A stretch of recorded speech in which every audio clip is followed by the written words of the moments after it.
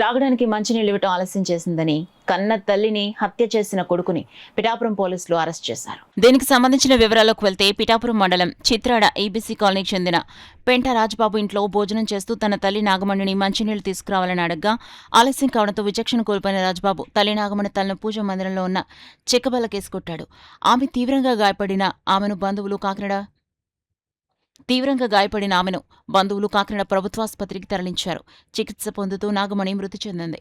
ఈ నేపథ్యంలో నాగమణి భర్త పెంట త్రిమూర్తులు పిఠాపురం పోలీసులకు ఫిర్యాదు చేశారు. కేసు నమోదు చేసిన పోలీసులు దర్యాప్తు చేసి పెంట రాజబాబును అదుపులోకి తీసుకున్నారు. ఈ నేపథ్యంలో పిఠాపురం సర్కిల్ ఇన్స్పెక్టర్ శ్రీనివాస్ ఈ హత్య వ్యవహారంపై మీడియా సమావేశం ఏర్పాటు చేసి వివరాలు మీడియాకు తెలియజేశారు.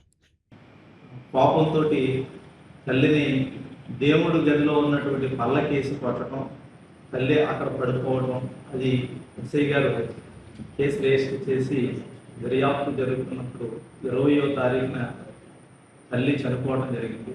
దాన్ని కేసు ఆర్డర్ చేయటం, ఈ రోజుని ఎవరైతే కుమారుడైనటువంటి రాజబాబుని కల్పబుల్ హోమోసైడ్ నాట్ అనుమానితుడు మర్డర్ కేసులో పార్ట్ 2 కింద అరెస్ట్ చేసి ఇవాళ రిమాండ్ రిపోర్టు రెడీ చేసి ఎక్కడైతే ఆ రోజు నుంచి కూడా చిత్రాడ గ్రామంలో పోకుండా మన బ్రిడ్జ్ దగ్గర తటస్థపడితే మాకు రాబడినటువంటి ఇన్ఫర్మేషన్ ప్రకారంగానే ఇవాళ జ్యుడిషియల్ మేజిస్ట్రేట్ ముందు హాజరుపరచడం జరిగింది.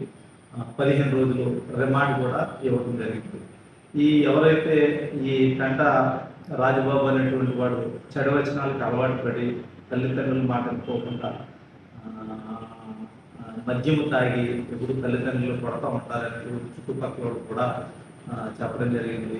ఈ చెడు వచనాల వల్ల యూత్ అంతా కూడా చెడిపోతున్నారనేటువంటిది కూడా అందరికీ కూడా ఈ విధంగా జరుగుతుంది. కాబట్టి అవేర్నెస్ క్యాంపుల ద్వారా ఇలాంటివి జరగకుండా తెలియచేయమనేటువంటిది మా జిల్లా ఎస్పీ గారు కూడా చెప్పడం జరిగింది. ఆ నియోజకవర్గం